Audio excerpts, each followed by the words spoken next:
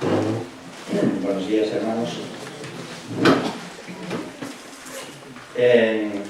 Los mensajes que últimamente estoy compartiendo con vosotros por la mañana, estamos estudiando el libro de Ruth. Hoy es nuestro tercer estudio sobre el libro y el tema que tenemos delante, como habéis visto en los boletines, versa sobre la necesidad de un pariente redentor, la ley y la gracia. Y espero que que llegue a compartir en el tiempo que tengo por delante todo lo que el Señor ha puesto en mi corazón y que aflora de ese precioso capítulo. 2 minutos para conectar con lo que hemos compartido anteriormente. Es imposible resumirlo en 2 minutos, pero en atención a aquellos que no habéis estado, deciros que el libro de Ruth narra la historia de la redención, es una historia de la redención. En el primer capítulo veíamos lo que titulábamos aquel mensaje de Belén a Moab, la huida, la marcha, la partida, el apartamiento de Dios. Y observábamos cómo nos centrábamos de hecho en el versículo 1 del capítulo 1 de Ruth, lo que aconteció, cosas que acontecen en la vida y que nos obligan a tomar una decisión. ¿Qué es lo que aconteció en aquel momento? Pues que hubo hambre en la tierra.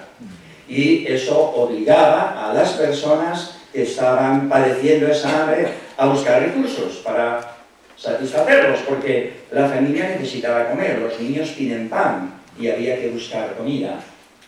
Entonces, Elimelech y su familia descienden a Moab. Y hacíamos algunas consideraciones detalladas sobre aquel descenso. Decíamos que en qué pensaría Elimelech para ir a Moab, para tener que descender a Moab, mientras que él vivía en Belén. Belén, el significado de Belén es casa de pan, y nos preguntábamos cómo es posible que en la casa de pan el pueblo de Dios pueda pasar hambre. Y entonces veíamos que a la luz de las Escrituras, el hambre es normalmente, en el pueblo de Israel, símbolo, consecuencia de la desobediencia de Dios. Si bien en el libro de Ruth no vemos que esa haya sido la causa del hambre en aquel entorno, pero el hambre normalmente venía como consecuencia de la desobediencia a los mandamientos de Dios. Elimelech significa mi Dios es rey, y ese hombre deja Belén, deja su pueblo, deja su rey y desciende a Moab. Pero no desciende a Moab simplemente para ir, buscar alimentos y regresar, sino para quedarse en Moab. Se quedaron 10 años. Y señalábamos también entonces que triste es que muchas personas que han gustado las excelencias de Dios hayan dejado la casa de pan para descender a la provincia apartada y pasar largo tiempo en la provincia apartada. Allí perdió su identidad, y Dios es rey, dejó de ser Dios su soberano. Allí perdió su familia, perdió sus bienes porque los había vendido en Belén, perdió su propia vida. Y decíamos que todo eso, aunque formaba parte del propósito de Dios, fue una decisión que Elimelech tomó no acertadamente. Bueno, no podemos detenernos más ahora en eso. El segundo estudio versaba sobre el arrepentimiento. Primero la partida, la huida de Dios, el arrepentimiento. Y decíamos que una vez que nos hemos apartado de Dios, el único camino para restablecer nuestra relación con Dios es el arrepentimiento. Volver a Dios. Entonces, veíamos como Noemí oyó en los campos de Moab que Dios había visitado a su pueblo en Belén para darles pan. Claro, Belén es casa de pan. Y Dios había visitado a su pueblo ahí. Y entonces ella decide regresar. Y juntamente con ella decide regresar Ruth. Y llegan a Belén, aunque ella reconoce que lo que está sufriendo es porque la mano del Señor ha salido contra ella. Pero ese capítulo, el resto del capítulo 1, versos 6 en adelante, nos hablan de la necesidad del arrepentimiento. Y Noemí se arrepiente del paso que ha dado y vuelve prácticamente con mucho menos de lo que fue, aunque con un gran proyecto de Dios junto a ella, Ruth. Ahora también nos preguntábamos que la entrada de Ruth al pueblo de Israel no era fácil, porque la ley prohibía que los moabitas entrasen en la congregación de Dios. También detallábamos aquello y dábamos algunas explicaciones en las que no podemos ahora detenernos. Pero finalmente decíamos que Ruth entró al pueblo de Dios por el camino de la fe. Por el camino de la fe. Y cuando uno llega a Dios a través de ese camino, encuentra que hay provisión de Dios para él. Por gracia sois salvos por medio de la fe, esto no de vosotros, es don de Dios. Muy bien. No puedo detenerme más en aquello, pero vamos a continuar ahora con algunas consideraciones en el capítulo 3. La necesidad de un pariente redentor.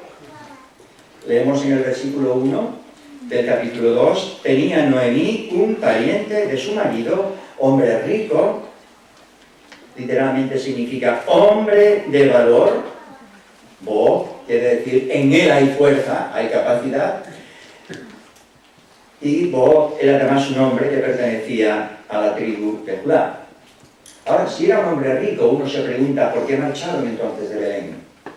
Porque hemos leído también que este hombre no ha rehusado para con Noemi y Ruth la misericordia que tuvo para con nosotros. Entonces, si era así, ¿por qué marcharon de Belén? Y esto nos vuelve a hacer pensar en lo impropio que fue aquella partida. Es posible que a veces en la casa de Dios haya tiempos de escasez, pero no porque Dios no ha puesto provisión suficiente, sino porque nosotros no queremos usarla o porque nos cansamos de ella. Y si Dios permite que por alguna razón que escasee el alimento en su casa, quédate en su casa, Él te lo va a volver a dar ahí. En Moab Dios no te va a alimentar. En Moab vas a encontrar separación de Dios, pérdida de bienes, pérdida de identidad y la misma muerte. Ahora, era necesario ser pariente cercano para poder redimir. Además, que fuese rico. Obviamente, si no tenía capacidad de comprar las propiedades que habían pertenecido a Noemí, ¿cómo iba a comprarlas? Y se encuentran con que Elimelech no solamente es pariente cercano, sino también es rico. Un hombre que tuviese provisión suficiente para recuperar lo que era de Noemí y de Elimelech. Yo voy a citar una serie de textos. Hoy no los he dado a la mesa por lo olvido para que los vayan proyectando, pero tampoco hace falta que los busquéis. Si queréis los anotáis. Yo, según los mencione, los voy a leer porque los tengo escritos. Y voy a ir rápido para economizar el tiempo. Levítico capítulo 25, verso 25. Leemos: cuando tu hermano empobreciere y vendiere algo de su posesión, entonces su pariente más próximo vendrá y rescatará lo que su hermano hubiere vendido. Esto es lo que decía la ley. Y cuando llegan a Belén se encuentran con ese pariente próximo que además es cercano, que tiene dinero y que tiene la disposición de rescatar lo que era de esa mujer. Ahora esto nos sitúa a nosotros también delante de la primera lección en ese capítulo. Nosotros, como pueblo de Dios, hoy en esta dispensación, también necesitamos un pariente cercano. Un redentor, alguien que pueda redimirlos. Redimir quiere decir volver a comprar aquello que se había perdido, aquello que está en manos de otro. El hombre perdió su libertad, su identidad, su comunión con Dios en el momento que se separó de Dios por causa del pecado en el Edén. Y ese pecado nos ha sido transferido como una herencia a toda la raza humana. ¿Cómo recuperar lo que perdimos en el Edén? Necesitamos un pariente redentor. Hebreos capítulo 2 y versículo 14 nos dice el escritor sagrado ahí: así que, por cuanto los hijos participaron de carne y sangre, Él, se refiere al Señor Jesús, también participó de lo mismo para destruir por medio de la muerte al que tenía el imperio de la muerte, esto es, al diablo, y librar a todos los que por el temor de la muerte estaban durante toda la vida sujetos a servidumbre. Y añade: porque ciertamente no socorrió a los ángeles, sino que socorrió a la descendencia de Abraham, por lo cual debía ser en todo semejante a sus hermanos. Un pariente redentor, el Hijo de Dios, que viene a asumir nuestra propia naturaleza, nuestra condición humana sin pecado, y que viene a socorrernos, a redimirnos, a volver a llevarnos a Dios. Esa es la gloria del Evangelio, y eso está explicado en el libro de Ruth. El Evangelio no empieza en las páginas de Mateo, Marcos, Lucas y Juan. El Evangelio está explicado en toda la Biblia, y ahí particularmente en el libro de Ruth. Ahora, ¿estoy exagerando la nota? El Señor en los Evangelios sinópticos, Mateo, Marcos y Lucas, reconoce ese parentesco. Él habla de Dios como su Padre, habla de su madre refiriéndose a María, y habla de sus hermanos, entre quienes incluye a todos aquellos que escuchan la palabra de Dios y la guardan, oyen la palabra de Dios y la guardan. Y el apóstol Pablo, escribiendo a los Gálatas, en el capítulo 4, versículo 4, amplía esa idea.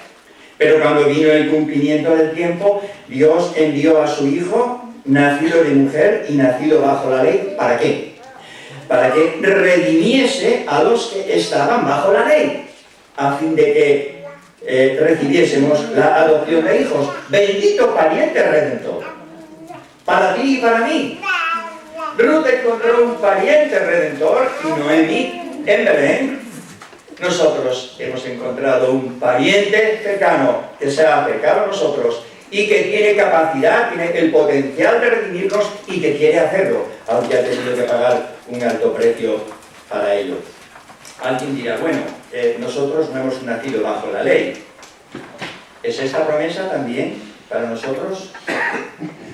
El autor de Hebreos ha dicho, ciertamente socorrió a la descendencia de Abraham. No socorrió a los ángeles, sino a la descendencia de Abraham. ¿Y cuál es la descendencia de Abraham? ¿Cuál fue la promesa que Dios le hizo a Abraham? En tus simientes serán benditas todas las familias de la tierra, no solamente judíos, sino gentiles. Ahí estamos nosotros. Y ha venido a socorrernos a nosotros. Ha venido a socorrer a su pueblo Israel, a traer salvación a Israel, Jerusalén, Judea, Samaria y hasta lo último de la tierra, y a ti y a mí también. Qué bueno.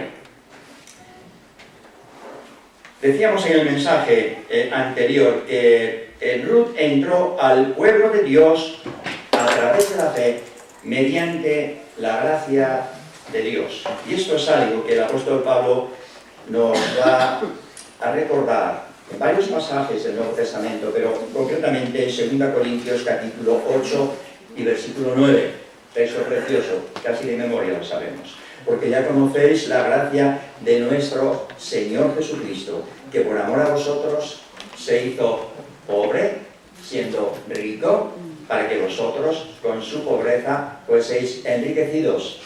Mira Ruth, mira Noemi, vais a entrar a Belén otra vez. No vais a ser avergonzadas, vais a entrar al amparo de la gracia de Dios, pero no para recuperar solamente la heredad perdida, sino para tener mucho más. Pero es que lo que Dios nos da a nosotros en Cristo es muchísimo más. Habla de enriquecernos en Él. ¿Tú sabes lo que eso significa? Dios no te ha dado unas migajas de su mesa para que más o menos estés contento. Ni siquiera te ha dado de acuerdo con lo que mereces, porque si hubiera tenido que hacerlo así, no tendrías nada, absolutamente nada. Las riquezas de la gloria de su herencia que Dios ha depositado en los santos son para ti riquezas eternas. Pero aún queda más clave cuando el apóstol Pablo explica en Gálatas capítulo 3 y versículo 13: Cristo nos redimió de la maldición de la ley, hecho por nosotros maldición, porque escrito está, maldito todo el que es colgado en un madero, para que en Cristo Jesús la bendición de Abraham alcanzase también a los gentiles, a fin de que recibiésemos la promesa del Espíritu. Esto es para nosotros. El mensaje de Ruth fue algo que ocurrió históricamente en aquel tiempo. Fue una historia trágica en principio para aquella familia, que terminó muy bien, aunque hubo mucha pérdida, hubo mucha bendición después Pero lo glorioso es que Dios nos está hablando a nosotros. Y uno de los pasajes más claros para hablarnos de la gracia de Dios es Ruth capítulo 2, donde esa mujer vuelve a Belén, casa de pan, y encuentra un pariente cercano. Si estaba aquí, ¿cómo cometimos la torpeza de marchar a Moab? Y encima permanecer 10 años allí. Os decía la vez anterior que 10 años lejos de la casa de pan, lejos del pueblo de Dios y de la palabra de Dios, es suficiente tiempo para perder el apetito espiritual y el deseo de la comunión con nuestros hermanos. Y si esa ha sido tu experiencia en algún momento de tu vida, y me temo que en mayor o menor medida ha sido la experiencia de cada creyente. Hemos pasado momentos de debilidad, de flaqueza, nos hemos apartado de Dios. No hay otro camino que el arrepentimiento, pero vuelve pronto, porque en la casa del Padre hay abundancia de pan. Tengo que correr un poco. Ahora, vamos a ver lo que Ruth encontró en el camino de la ley, porque Ruth entró a Belén, pero entró a través del camino de la ley. Lo que regía en aquel momento para el pueblo judío era la ley. ¿Qué encontró Ruth en el camino de la ley? La ley, dice la Escritura, ni salva ni santifica. Ni salva ni santifica. Ruth era moabita y además, ¿qué posibilidades tenía de vivir como judía? Ningún israelita podía recibirla. En Deuteronomio, capítulo 23, versículos 3 al 6, no voy a leer ahora, dice claramente que ningún moabita ni ningún amonita debía entrar en la congregación de Jehová. Allí dice ni hasta la 10ª generación, pero en Nehemías capítulo 9, verso 1 dice no entrará para siempre. Explicamos también la última vez el posible significado de esas expresiones, porque si es hasta la 10ª generación, y Ruth a lo mejor podía pertenecer a la 11ª o más generación, pues tenía derecho de entrar, pero si ese hasta la 10ª generación quería decir para siempre, entonces Ruth estaba impedida de entrar. Y eso lo leemos en Nehemías capítulo 9, verso 1. No entrarán para siempre en la congregación del Señor los amonitas ni los moabitas. Así que la ley cerraba la puerta a la entrada de Ruth. Vivir bajo la ley era desagradable. Tantos preceptos que cumplir, tantas normas que atender. Si tú quieres vivir bajo la ley, tienes que estar dispuesto a aceptar la ley que regula la vida de ese pueblo y someterte a ella. ¿Hay alguna puerta de entrada para que Ruth pueda formar parte del pueblo de Dios? Leed conmigo, versículo Levítico capítulo 23, verso 22.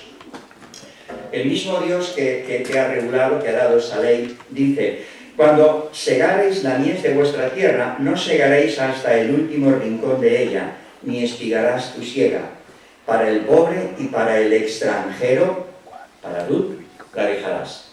Añade: yo, Jehová vuestro Dios.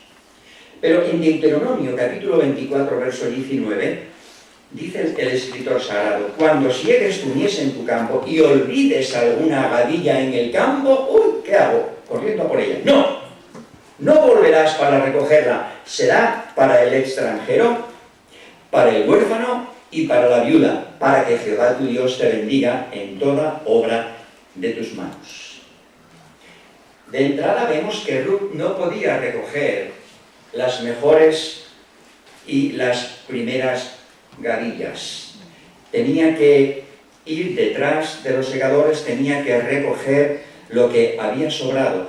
Y esta condición, en lugar de ayudarla, la denunciaba, porque ponía en evidencia que ella era una extranjera. Sí, gracias Señor, porque tú has permitido que yo como extranjera pueda entrar a tu pueblo, no para recoger lo mejor de tu mesa, sino lo que ha quedado en el suelo y probablemente alguna gavilla olvidada. ¿Os dais cuenta de esos destellos de la gracia de Dios en el Antiguo Testamento? Cómo Dios va abriendo la puerta de su gracia a través de esos detalles, de esas ordenanzas, para que el extranjero que quiere ampararse en el Dios de Israel no tenga que marchar corriendo a otro lugar. Ahora eso sí, tiene que entrar por la puerta que Dios ha establecido, y en aquella ocasión la puerta era la ley. Mateo nos habla en el capítulo 15 de su Evangelio, y a partir del verso 21, de una mujer cananea. Una mujer que había salido de las regiones de Tiro y de Sidón, y viene al Señor clamando por su hija gravemente atormentada por un demonio. ¿Podéis imaginar la imagen? Angustia total. Y dice, los discípulos dicen, Señor, despídela. Está estropeando nuestro programa. Además, no es judía, viene de los gentiles. Está interfiriendo tus enseñanzas. Despídela. Y entonces el Señor se dirige a la mujer y le dice, mira, yo no soy enviado, sino a las ovejas perdidas de la casa de Israel. Y esa mujer dice, sí, Señor, lo entiendo. Pero también entiendo que, añade, además el Señor, no está bien tomar el pan de los hijos y echarlo a los perrillos. A lo que la mujer dice, sí, Señor, pero es que aún los perrillos comen de las migajas que caen de la mesa de sus señores. Vaya lección. El pueblo de Dios despreciando la gracia de Dios, despreciando el ministerio del Señor, despreciando sus enseñanzas, y esa mujer dispuesta a comer de las migajas que caen de la mesa del Señor. ¿Cuántos obstáculos ponemos a veces a personas que quieren acercarse al Señor?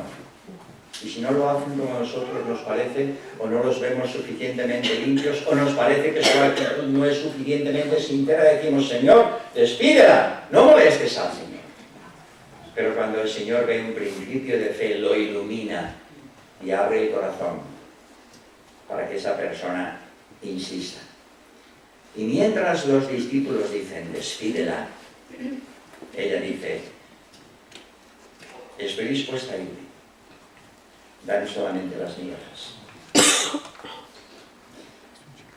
Cuando recojas la mies, no espíes hasta el último grano, para el huérfano y para la viuda lo dejarás.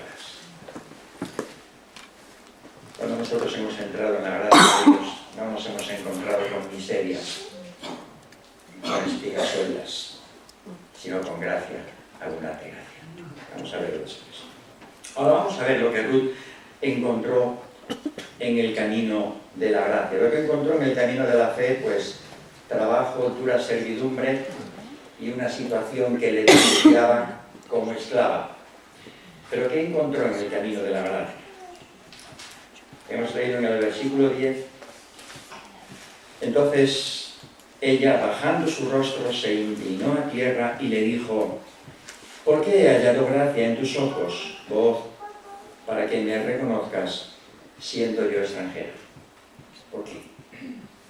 ¿Qué es lo que Ruth quiere decir con estas palabras? ¿Por qué he hallado gracia en tus ojos? Bueno, esta es la forma de entender la actitud de Booz hacia ella.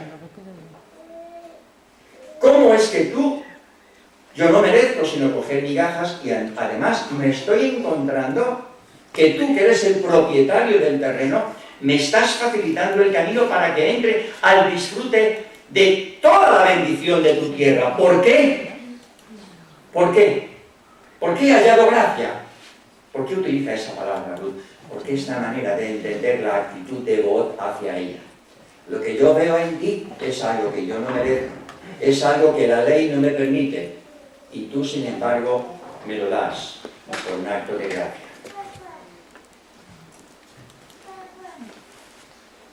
La samaritana se extrañaba de que el Señor hablase. Recordáis la escena, ¿verdad? Los samaritanos surgieron del regreso de aquellos que habían sido llevados cautivos y otros que volvieron a Palestina con ellos. Para un judío dirigirse a una mujer era humillante. En sus oraciones daban gracias a Dios por no haber sido mujer. Hasta ahí llegaban. ¿Cómo tú, siendo judío, te atreves a pedirme a mí, que soy mujer samaritana, que te dé agua? ¿Cómo tú, siendo judío, te atreves a hacer? La respuesta está en la palabra de Dios. Efesios, capítulo 2 y versículo 14. Porque Él es nuestra paz. Ahí está hablando el apóstol Pablo, explicando ese misterio que había estado oculto en tiempos antiguos, que judíos y gentiles llegarían a formar parte de un solo pueblo. Y hablando a los gentiles, les dice, porque Él es nuestra paz, que de ambos pueblos hizo uno, derribando la pared intermedia de separación, aboliendo en su carne las enemistades, la ley de los mandamientos expresados en ordenanzas, para crear en sí mismo de los dos, judíos y gentiles, un solo y nuevo hombre, haciendo la paz. Y mediante la cruz reconciliar con Dios a ambos en un solo cuerpo, matando en ella las enemistades. Y vino y anunció las buenas nuevas de paz a vosotros que estabais lejos y a los que estaban cerca, porque por medio de Él, los unos y los otros, tenemos entrada por un mismo espíritu al Padre.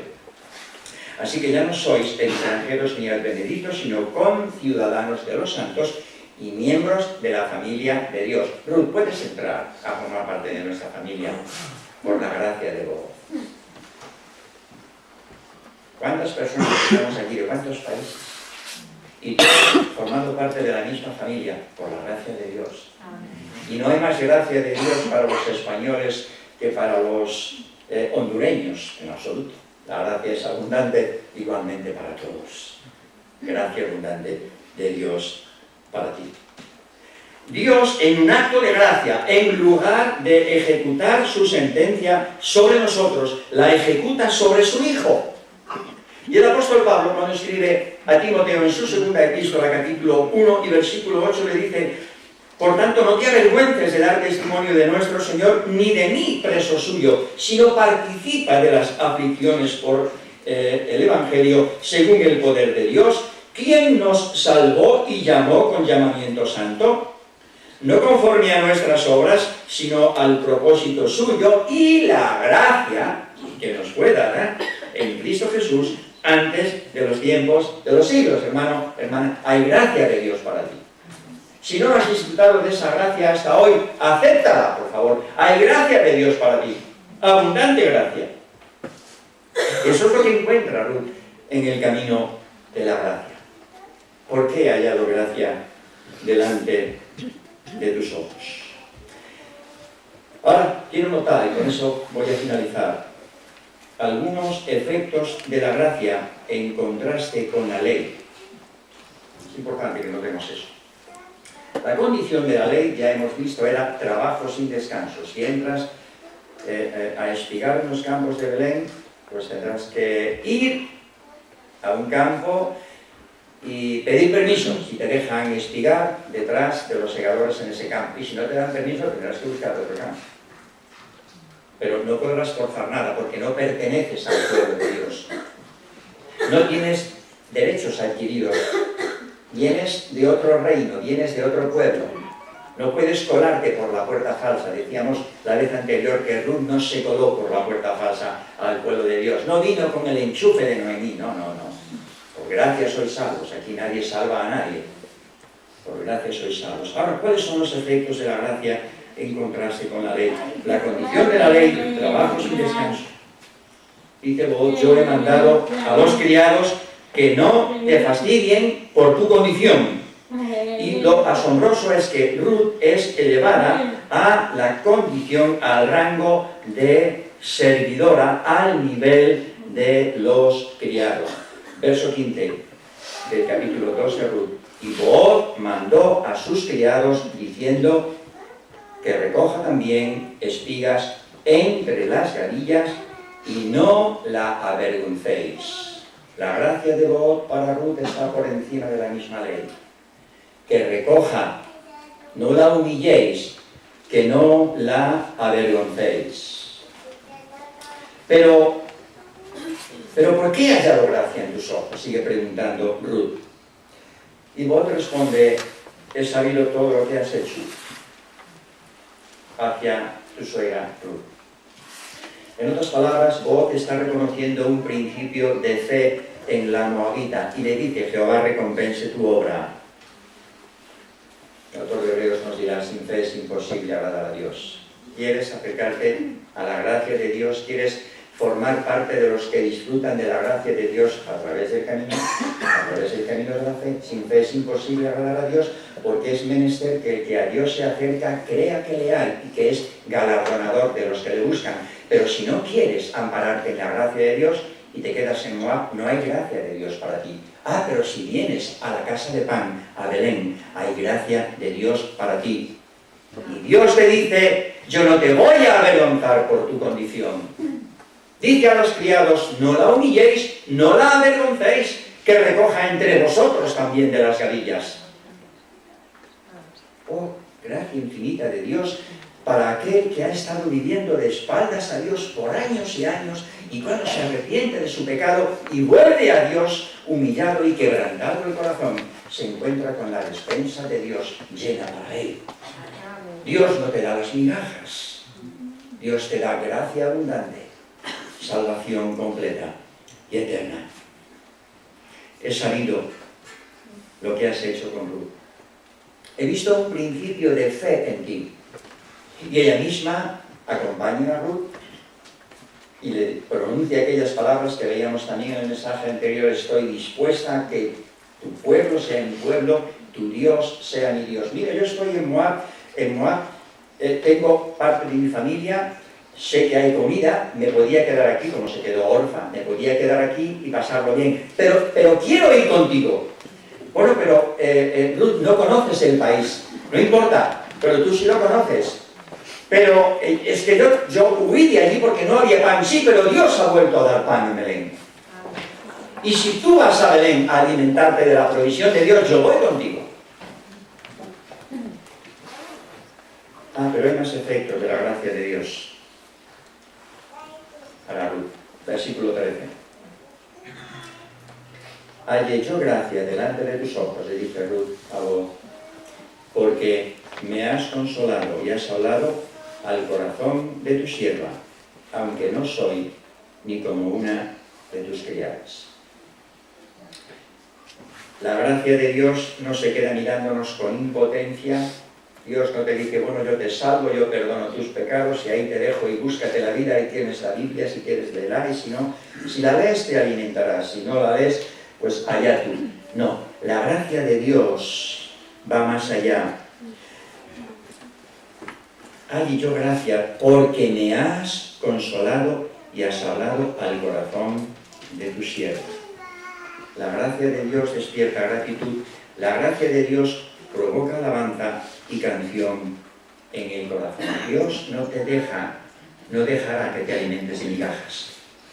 Lo triste es que teniendo todos esos recursos, muchos de nosotros ni siquiera abrimos la palabra de Dios para alimentarnos de ella.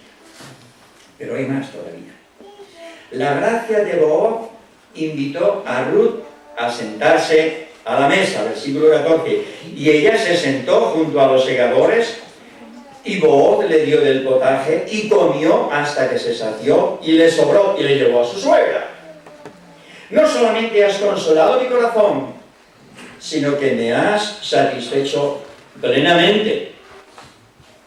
No ya yendo detrás de los criados y permitiendo que lleve algunas espigas para que me pueda alimentar con mi suegra en la casa que tenemos un tanto deshilachada y pobre todavía, sino que me invitas a sentarme contigo a tu mesa. Y con nosotros, ¿qué ha hecho la gracia de Dios? Efesios capítulo 2, verso 6. Y juntamente con él, con Cristo, nos resucitó y asimismo nos hizo sentar en los lugares celestiales con Cristo Jesús, para mostrar en los siglos venideros las abundantes riquezas de su gracia en su bondad para con nosotros en Cristo Jesús. Ahora, cuando Ruth llega a Belén, a su casa esa noche, Su suegra Noemí le pregunta: ¿dónde has estigado hoy? ¿Dónde has trabajado? ¿Dónde has estado, Ruth? Tuvo que verse sorprendida al ver, primero, que Ruth venía contenta, con un rostro gozoso, muy gozoso, con gavillas suficientes, con cebada suficiente para alimentar a la familia, pero además con comida para ella. Esto es más de lo que yo podía esperar, dice Noemí. ¿Dónde has estado hoy? En Belén, Ruth encontró un pariente redentor, y es que la redención solamente podía venir de la casa de pan. Y además halló gracia, abundante gracia, mucha más gracia de la que ella podía imaginar. Y quiero terminar mi mensaje con esas palabras. Querido hermano, querida hermana, ¿dónde has estado estigando esta semana?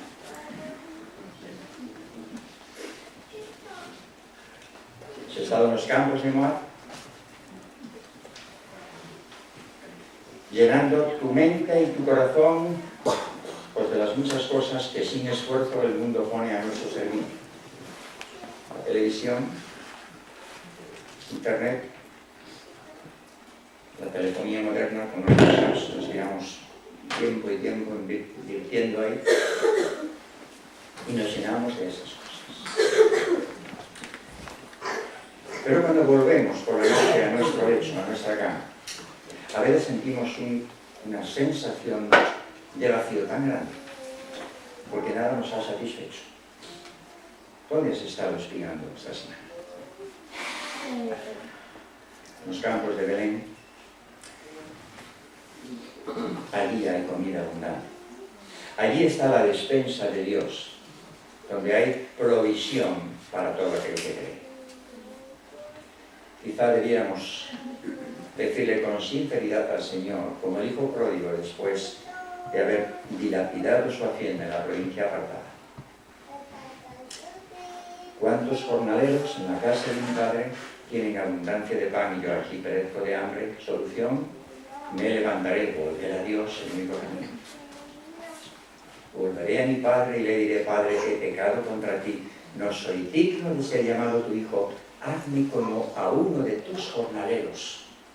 Me conformo con las migajas. Y la respuesta del Padre será: sacarte el principal vestido. Dios te va a vestir con vestiduras de salvación, de perdón, de paz, de amor, de vida abundante. Poned un anillo en sus manos y un calzado en sus pies. Y vamos a celebrar una fiesta. Y vamos a comer juntos. Porque mi hijo era muerto y ha revivido. Se había perdido y es allá. Y la invitación para nosotros en esta mañana es que si hemos pasado más tiempo de la cuenta en Moab, o quizás en este momento nuestra mente está entre Moab y Belén, decidamos volver a la casa de pan, a Belén, para llenarnos de la provisión del Padre. Nuestro próximo estudio será la necesidad de un hogar para que el Señor nos bendiga.